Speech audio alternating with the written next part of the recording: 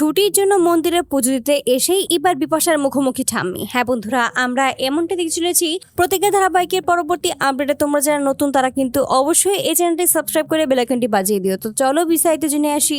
নিজের জীবনে ঝুঁকি নিয়ে যখনই ওই গহনা উদ্ধার করতে যেতে চায় ছুটি, ঠিক সেই মুহূর্তে অভি তাকে আটকে দেয়। অভি কোনোভাবেই তাকে জলে নামতে নেবে না, এমনটাই বলে থাকে। ঠিক তখনই ছুটি স্পষ্ট করে বলে দেয় যে আপনি এটা কেন বুঝতে পারছেন না, এটা আমাদের পরিবারের একটা সম্মানের ব্যাপার এবং এটা ঠাম্মির সম্মানের ব্যাপার। এভাবে ঠাম্মি আমাকে একটা জিনিস দিয়েছে, একটা দায়িত্ব দিয়েছে, সেই দায়িত্ব আমাকে পালন করতেই হবে। ঠিক তখন বলছে যেটা হওয়ার সেটা হয়ে গেছে, তাই বলে আপনি এই সমস্ত কিছু বাদ দিয়ে সরাসরি নদীতে ঝাঁপ দেবেন, এটা কিভাবে হতে পারে? আর নদীর গভীর অনেকটা, আপনি কোনোভাবেই ওখানে খুঁজে পাবেন না। ঠিক তখন বলছে সেটা না হয় ওপরওয়ালার হাতেই ছেড়ে দিন, সে সমস্ত না হয় পরে দেখা যাবে। এই বলে তখন কারো কোনো কথা না শুনেই ঝাঁপিয়ে পড়ে নদীতে। আর এতে করে সকলে একটু ভয় পেয়ে যায়। তখন অভি বলে যে আমি নিশ্চিত যে ছুটি সাঁতার পারে না, কিন্তু কি যে হবে আমি কিছু বুঝতে পারছি না, আমাকেও যেতে হবে। কিন্তু সকলে মিলে অভিকে আটকে দেয়, কোনোভাবেই যেতে দেয় না। ঠিক সেই মুহূর্তে দেখা যায় কারো কোনো কথা না শুনেই অভি নিজেও ঝাঁপিয়ে পড়েন ওই নদীতে এবং ঠিক সেই মুহূর্তেই ছুটিকে উদ্ধার করে আনতে সক্ষম হয়। অপরদিকে ছুটি যখনই গহনা পেয়েছে, ঠিক সেই মুহূর্তেই গহনা নিয়ে ওপরের দিকে ওঠার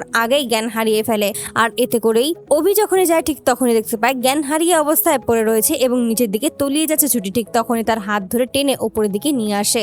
আর এতে করে তখন সকলে একটু স্বস্তির নিঃশ্বাস ফেলে। ঠিক তখনই ঠাম্মির হাতটা ফিরিয়ে দিতেই ঠাম্মির মন গলে যায়। ঠিক তখনই অভির মা বলে যে এবার তাহলে আমাদেরকে বাড়ি ফিরে যেতে হবে এবং কালকেই আমি ওর নামে একটা পুজো দেবো। আর এই সমস্ত বলে বাড়ি ফিরে আসে এবং তখনই খুব যত্ন করে ছুটির। আর তারপরের দিন সকালবেলায় অভির মা যখন এই ছুটিকে নিয়ে যাবে, ঠিক সেই মুহূর্তেই ঠাম্মি বলে যে আমিও তোমার সাথে যেতে চাই, আসলে আমার জন্যই তো এই সমস্ত কাজ হয়েছে আর তার জন্য আমিও চাই ওই মন্দিরে যেতে। আর এতে করে খুশি হয়ে যায় অভির মা, কারণ এভাবে এই প্রথমবার শুধুমাত্র ছুটির জন্য ঠাম্মি যেতে চাইছে ওই মন্দিরে। তারপর যখনই মন্দিরে এসে হাজির হয়, ঠিক সেই মুহূর্তে সমস্ত পুজো দেওয়া সম্পন্ন করে। আর এতে করেই তখন বাইরে বেরিয়ে আসতে নেয়, ঠিক তখনই হঠাৎ করে বিপাশার সাথে দেখা হয়ে যায়। এতে করে তখন সকলে একটু অবাকই হয়ে যায়। এতগুলো বছর পর বিপাশাকে খুঁজে পেয়ে তখন ঠাম্মি জড়িয়ে ধরে বলছে অবশেষে তুমি ফিরে এসেছো, আমি সত্যি তোমাকে অনেক খুঁজেছি কিন্তু কোথাও খুঁজে পাইনি, আমি আর তোমাকে কোথাও যেতে দেবো না। এতে করে অবাক হয়েছে ছুটি। ঠিক তখনই বলছে এটাকে অভির মা, তখন বলছে এটাই হলো পরীর মা। আর এতে করে অবাক হয়ে তাকিয়ে থাকে ছুটি ওই বিপাশার দিকে। তো বন্ধুরা, তোমরা কি চাও যেন এবার এভাবে ছুটির জন্য